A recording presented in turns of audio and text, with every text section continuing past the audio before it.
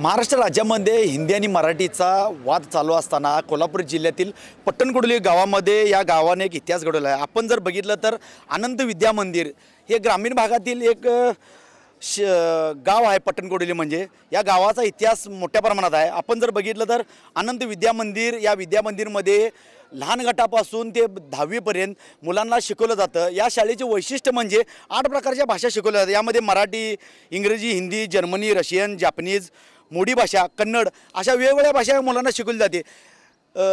वास्तविक जर बघितलं तर आपण जर बघितलं तर या बाजूला लहान मुलं चिमुकले आहेत, 9वी 10वीचे विद्यार्थी आहेत, सगळेजण आतुरतेने शिकले जातात। पण काही शाळेमध्ये हिंदी आणि मराठी इंग्लिश शिकवलं जातं। पण 8 प्रकारच्या भाषा शिकवल्यामुळे मुलांच्या चेहऱ्यावर तेज निर्माण होतं। 12वी नंतरच वेगवेगळ्या प्रांतातल्या भाषा शिकवल्या जातात। पण या शाळेमध्ये लहान गटापासूनच वेगवेगळ्या देशातील असू देत, आपल्या राज्यातील मराठी असू दे, कन्नड असू दे, पोर्तुगीज ह्या भाषा शिकवल्या जातात। त्यामुळे विद्यार्थ्यांमध्ये कुठेतरी आनंदाचं वातावरण बघायला मिळते।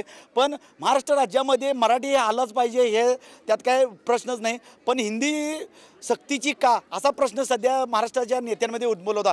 पण या गावानं पट्टणकुडली या गावातील या आनंद विद्या मंदिर या शाळेतील शिक्षकांनी इतिहास घडून दाखवला की 8 प्रकारच्या भाषा ह्या प्रकारे शिकवल्या जातात। त्यामुळे विद्यार्थी कुठेतरी जरी परदेशात जरी गेले, 10वी नंतर जरी गेले, त्यांना यांना सगळ्या भाषा येतात।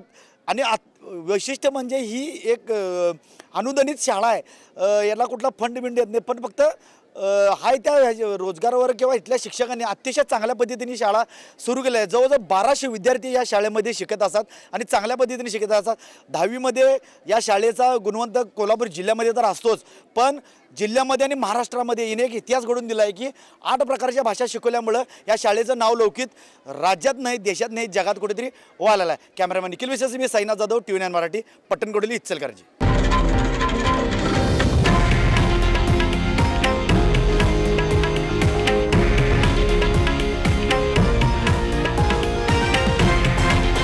हे आहे देशातील नंबर 1 न्यूज नेटवर्क आणि आपण पाहत आहात TV9 मराठी, एकमेव।